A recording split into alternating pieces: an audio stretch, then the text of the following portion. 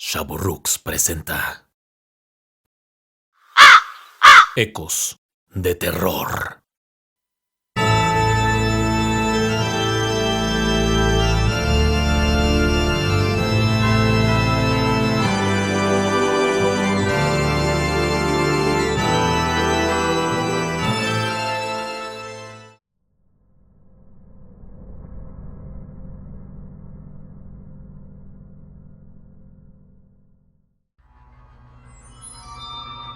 En el número 112 de la avenida Ocean en Amityville, en el estado de Nueva York, se encuentra la que sin duda es la casa embrujada más famosa del mundo.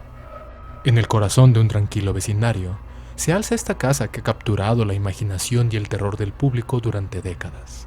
La fama de la casa de Amityville comenzó en 1974, con una tragedia que dejó una mancha indeleble en la historia americana. En la fría noche del 13 de noviembre, Ronald DeFeo Jr., bajo una influencia maligna que afirmaba oír en susurros siniestros, tomó un rifle y asesinó a 6 miembros de su familia mientras dormían. Cada disparo resonaba en la quietud nocturna, marcando el inicio de una leyenda oscura. Este horrendo crimen sacudió a la comunidad y sembró las semillas de la leyenda que rodearía a esta ominosa residencia. Un año más tarde, la familia Lutz compró la casa, ignorando la atmósfera siniestra que la envolvía.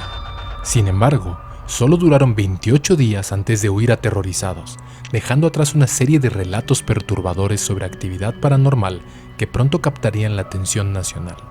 Atención que, por cierto, también atrajo a Ed y a Lorraine Warren, quienes condujeron la que quizá es la más conocida de sus investigaciones paranormales, concluyendo que la casa estaba, en efecto, embrujada. La historia de los Lutz se plasmó en el libro The Amityville Horror por Jay Anson, estableciendo así la narrativa original de los sucesos paranormales. Los Lutz reportaron olores nauseabundos, sin fuente aparente, bandas de moscas que infestaban la casa, a pesar del frío invernal, y una figura espectral con ojos rojos brillantes que acechaba en la noche. El padre, George Lutz, también relató una experiencia escalofriante donde fue empujado por una fuerza invisible y oyó una voz que le decía «¡Vete!». La transición de la historia de la casa de Amityville a la gran pantalla trajo consigo ciertas libertades creativas. Las películas, comenzando con la casa de Amityville en 1979, exageraron y en ocasiones alteraron los eventos descritos en el libro de Anson para acentuar el horror y el suspenso. Por ejemplo, la representación cinematográfica de las entidades demoníacas y las secuencias de terror eran más gráficas y dramáticas, alejándose de la sutileza inquietante del relato original de los Lutz. A pesar de las múltiples representaciones, la verdadera naturaleza de lo que ocurrió en la casa de Amityville sigue siendo objeto de especulación y misterio. Las discrepancias entre los relatos, junto con las afirmaciones de los críticos sobre la posible fabricación de la historia, han dejado muchas preguntas sin respuesta.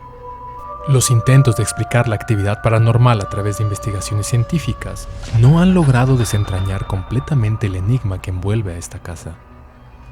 Hoy en día, la casa de Amityville sigue en pie, aunque su dirección fue cambiada para disuadir a los curiosos y a los aficionados al terror. La fascinación pública persiste, y la casa continúa siendo un punto de referencia en la cultura del horror. A pesar del paso del tiempo, la casa de Amityville retiene su aura de misterio, con muchas preguntas que quedan en el aire sobre lo que realmente ocurrió en aquellos 28 días de terror y lo que aún puede estar acechando en las sombras de la residencia más temida de América. El legado de Amityville se extiende más allá de la casa misma, sirviendo como un escalofriante recordatorio de la delgada línea entre la realidad y el reino de lo inexplicable. Un relato que continúa cautivando y aterrando a generaciones, manteniendo viva la leyenda de la casa de Amityville en el corazón oscuro del folclore americano.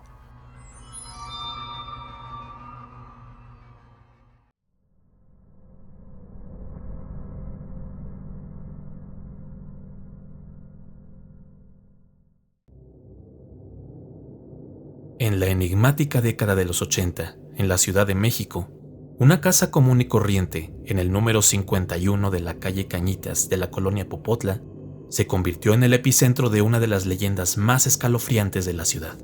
La famosa casa de Cañitas, conocida por muchos como La casa más embrujada de México se hizo famosa gracias a las experiencias aterradoras del investigador paranormal Carlos Trejo y su familia.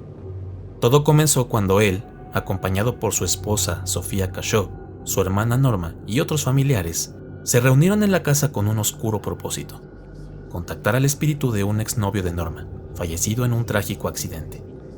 La atmósfera se tornó densa y opresiva cuando el tablero de Ouija cobró vida propia. Las letras deletreadas en el tablero tomaban un tono oscuro y siniestro, revelando mensajes obscenos y perturbadores. Fue entonces cuando Emanuel, el novio de Norma, sufrió una posesión escalofriante. Sus ojos se volvieron completamente blancos y su cuerpo comenzó a convulsionar de manera inexplicable, mientras espuma sanguinolenta brotaba de su boca. Aterrorizados, los presentes intentaron liberarlo de la influencia maligna, pero las fuerzas sobrenaturales que se habían desatado eran incontrolables. Lo que siguió fue aún más aterrador. La casa se convirtió en un campo de batalla entre lo sobrenatural y lo humano. Los objetos volaban por el aire sin razón aparente, muebles se movían y giraban en círculos, y se escuchaban voces susurrantes que parecían provenir de las mismas paredes. A partir de ese momento, la presencia de un monje encapuchado comenzó a causar estragos en la sanidad de los habitantes de la casa, apareciendo en momentos inesperados y desapareciendo en una niebla tenebrosa. Pero lo peor estaba apenas por venir. El terror alcanzó su punto máximo cuando comenzaron las muertes inexplicables. 14 personas relacionadas con la familia Trejo encontraron un destino escalofriante en un lapso muy corto, y sus vidas se extinguieron en circunstancias misteriosas. El ambiente de la casa estaba cargado de energías oscuras y hostiles, y la desesperación se apoderó de quienes se atrevieron a adentrarse en la morada maldita. Estos eventos sobrenaturales marcaron el inicio de una pesadilla que nadie podía haber imaginado, y la casa de Cañitas se convirtió en un lugar donde lo paranormal se mezclaba con lo desconocido, dejando una huella indeleble en la historia de la Ciudad de México. Carlos Trejo plasmó estas espeluznantes experiencias en su libro publicado en 1995, que rápidamente se convirtió en un bestseller. Sin embargo, su relato ha sido objeto de críticas debido a errores de ortografía y contradicciones, lo que generó dudas sobre su credibilidad. Además, Trejo afirmaba que la casa se construyó sobre los restos de un cementerio de monjes, una afirmación que carecía de respaldo histórico. En 2007, se lanzó una película basada en la historia de la Casa de Cañitas, aunque esta película tenía diferencias notables con respecto al libro. Mientras el libro dejaba espacio para la imaginación, la película mostraba una casa idéntica a la ubicada en la colonia Popotla, con amplios cuartos de 2 pisos y un estilo ochentero que añadía un ambiente opresivo y misterioso. A pesar de las críticas y las diferencias entre el libro y la película, la Casa de Cañitas sigue siendo un lugar rodeado de misterio. ¿Qué causó realmente los eventos sobrenaturales que aterrorizaron a quienes la visitaron? ¿Qué ocurrió con las personas que murieron después de estar vinculadas a la casa? Carlos Trejo, pese a las controversias en torno a su historia, sigue asegurando que todo es verídico e incluso está involucrado en la producción de una serie donde promete explorar más a fondo los eventos paranormales y la historia de esta casa icónica que ha dejado una marca indeleble en la Ciudad de México. Así que, aunque las dudas persistan y las versiones difieran, la Casa de Cañitas continúa siendo un enigma en medio de la gran metrópolis, un lugar donde lo paranormal se mezcla con lo desconocido y donde los espíritus del pasado no dejan de acechar desde las sombras.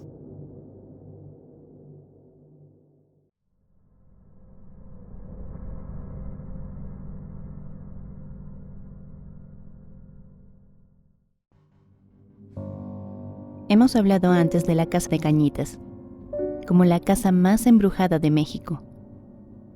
Si hubiese alguna otra residencia que le podría ser una dura competencia, esa sería La Moira. Ubicada en la periferia del bosque de Chapultepec, sobre el circuito bicentenario, se encuentra justo en medio de 2 puntos de referencia fáciles de ubicar, por si quisieran visitar el exterior, entre la estación de metro Chapultepec y la parroquia de Nuestra Señora del Carmen. La propiedad en sí es inconfundible. Una fachada completamente pintada de negro, con una imagen de 2 lunas menguantes sobre un triángulo. Por si no fuera poco, tiene un azulejo con el nombre de la propiedad, La Moira. Sirve aclarar que no recomendamos su asistencia, pues la propiedad se encuentra deshabitada y bien vigilada, justo para evitar que las personas ingresen a la misma. En el pasado, se reportaba frecuentemente invasión al inmueble por aficionados al terror que realizaban sesiones espiritistas y o curioseaban ahí. Según los vecinos del lugar, esto solo fomentaba que aumentara radicalmente la actividad paranormal. Y son ellos mismos los que ahora se aseguran de que nadie pase. Durante décadas, la gente que vive en los alrededores ha asegurado que se escuchan ruidos en el interior y que se pueden ver sombras que circulan por dentro. En ocasiones han llegado a percibir gritos y escándalos en el interior. La Moira es una propiedad antigua que ha estado desocupada en incontables momentos. En alguna ocasión fue una galería de arte abierta al público. Durante este tiempo, muchas personas reportaban sentirse extrañas y sufrir leves casos de posesión después de haber visitado el lugar. La historia popular más conocida sobre sucesos paranormales en esa casa nos lleva décadas atrás, cuando un pequeño de 8 años llamado Marco se escabulló dentro de la casa, que entonces también estaba abandonada, llevado por un impulso sin control. Avanzó por las habitaciones, hasta que llegó a una en donde escuchó unos ruidos extraños. Miró hacia el techo, y ahí pudo ver cómo aparecía una figura de un hombre que estaba colgado de una de las lámparas, muerto. Por supuesto, Marco salió huyendo de ahí, y durante años tuvo que lidiar con el trauma. Noche tras noche, Marco tenía la misma pesadilla, de ver al hombre ahorcado y de tener esa sensación de frío y temor absoluto. 10 años después del incidente, Marco iba pasando de nuevo por la casa que, de nuevo, estaba desocupada. La misma sensación que lo llevó a entrar la primera vez lo obligó a ir al interior de la residencia. Días después, el cuerpo de Marco fue encontrado, colgado de una de las lámparas de la casa, muerto. Nadie sabe por qué Marco se ahorcó. Quizá el terror lo hizo querer terminar con su vida. Algunos dicen que hay una entidad oscura que habita en la casa y que durante 10 años orquestó todo este movimiento para torturar y finalmente llevarse la vida de Marco. Quizá, simplemente, la aparición que vio de niño era un presagio de su propio destino. En esta última línea de pensamiento, las Moiras, en la mitología griega, eran divinidades ligadas al hilado de la hebra de la vida, similar a las parcas romanas. Era una entidad abstracta, que aunque contaba con 3 aspectos o 3 Moiras, con nombres diferentes, en realidad eran una misma. En la Ilíada de Homero se habla de la Moira en singular, por ejemplo. Luego entonces, la etimología de Moira viene del griego antiguo, Moira, que significa destino. Quizá el nombre de la casa no sea coincidencia, y quienes la visitan se enfrentan justamente a su destino.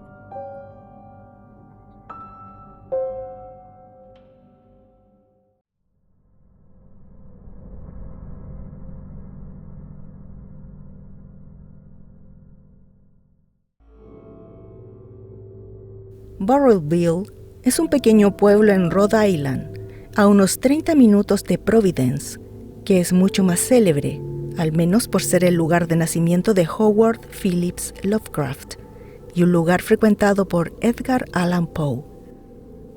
Sin embargo, hay una referencia que hace a Burrillville más notable. La comunidad de Harrisville, donde se encuentra la vieja propiedad Arnold, que quizá conozcan mejor hoy en día como la Casa del Conjuro. En enero de 1971, la familia Perron se mudó a la propiedad. Caroline, Roger y las 5 hijas se instalaron rápidamente en la casa de 14 habitaciones que contaba con una pequeña granja. Casi de inmediato comenzaron a ser víctimas de actividad paranormal. Empezó con cosas simples: objetos que desaparecían, huellas de tierra en el piso de la casa o ruidos en la tubería, así como sonidos extraños que provenían de la cocina, como si alguien raspara los utensilios. Las niñas fueron las que tuvieron contacto en principio con algunos de los espíritus de la casa. Si bien en este punto no sucedía nada grave, la familia pudo hacer una clasificación simple de aquellos espíritus que identificaban como inofensivos y otros que parecían estar enojados, molestos. Entre los espíritus inofensivos tenemos a Oliver Richardson, un niño pequeño que es el único que se identificó ante la familia. Se le consideraba una presencia agradable y una de las hermanas menores, Cindy, lo consideraba su amigo. Pero la mayoría de los habitantes espirituales no eran tan inocentes. Caroline supuestamente hizo una investigación de la casa, consultando fuentes locales. Encontró que antes de ellos, la propiedad había pertenecido a la misma familia por 8 generaciones consecutivas. Durante esta larga etapa, muchos de los niños de la familia habían muerto ahogados en el pequeño arroyo cercano a la casa. Además, había demasiados recuentos de suicidios, extrañamente ahorcándose en el ático. La familia logró identificar a un espíritu en la casa que era el de mayor actividad insidiosa. Lo describían como una mujer que parecía querer competir por la posición dominante. Andrea Perron, la mayor de las hijas, llegó a decir que el espíritu parecía querer tomar el lugar de su madre, ya que tenía una aberración especial hacia Caroline. La familia reportaba constantemente un olor a carne podrida que aparecía y desaparecía de la nada. Caroline, y en ocasiones las niñas, mostraban heridas y moretones sin razón después de ir a dormir. El ático y el sótano eran lugares en donde se sentía una vibra espeluznante y a los que nadie se atrevía a ir solo, ni siquiera Roger. En algún punto, la familia se puso en contacto con los investigadores paranormales Lorraine y Ed Warren, quienes se involucraron en el caso. Esta sería una de sus investigaciones más conocidas y relevantes, pues visitaron a la familia durante años, dando seguimiento al caso y documentando sus hallazgos. Es de hecho que, gracias a los Warren y tras una mayor investigación, se encontraron registros de que en la propiedad había habitado una mujer de nombre Bathsheba Sherman, supuestamente pariente de una de las mujeres consideradas brujas y ejecutadas en Salem, Mary Town Eastie. De acuerdo con algunos hallazgos, Bathsheba era practicante de las artes oscuras y una devota seguidora de Satanás. Sobra decir que estaban convencidos que el maligno espíritu que los atormentaba era el de Bathsheba. Sin embargo, nada era concluyente, pues también existía evidencia de lo contrario, que Bathsheba había sido una buena mujer en su época y simplemente gozaba de una mala reputación por una situación fortuita en la que se encontró el cadáver de un bebé en la propiedad, hijo de uno de los vecinos, y probablemente ahogado en el arroyo en el otro extremo. La investigación de los Warren llegaría a su fin después de que Lorraine convenciera a la familia Perron de dejarlos conducir una sesión espiritista para ponerse en contacto con las almas atrapadas en la casa. Las hijas fueron retiradas del salón principal y la sesión comenzó. Según Andrea Perron, ella y una de sus hermanas encontraron la manera de ver lo que sucedía, escondiéndose de sus padres y los Warren. Durante la sesión, Caroline fue aparentemente poseída y comenzó a hablar con una voz grave y rasposa. La silla en la que se encontraba levitó unos metros en el aire. Esto provocó que Roger les pidiera a los Warren que nunca regresaran, a manera de proteger a su familia. Los Perron vivieron en la propiedad hasta 1980, es decir, estuvieron habitando la casa por un espacio de 10 años. A pesar de haber querido salir antes, sus dificultades económicas lo impedían. De acuerdo con los testimonios de la familia, fue mayormente un alivio salir de ahí, aunque reconocían que se habían habituado a algunos de los espíritus. Cindy Perron les aseguró que Oliver y los otros no los seguirían, pues estaban atrapados ahí para siempre. Este caso se hizo famoso gracias a la primera entrega del universo de El Conjuro, en el que encontramos algunas diferencias con respecto a los testimonios de la familia Perron, sobre todo de Andrea. Principalmente en la cinta nos muestran un exorcismo realizado por los Warren, algo que ellos jamás habrían ejecutado, además de que tenemos un final feliz en el que todo regresa a la normalidad, cuando en realidad la familia vivió atormentada hasta que salieron de ese lugar. Gracias a este universo cinematográfico que le ha dado notoriedad al caso, la vieja propiedad Arnold se ha convertido en un sitio para aficionados al turismo de terror. Quizá algún día ustedes puedan visitar el lugar y confirmar si entre sus muros hay espíritus atrapados, y si tienen algo de suerte, confirmar si ahí está el alma de Bathsheba Sherman.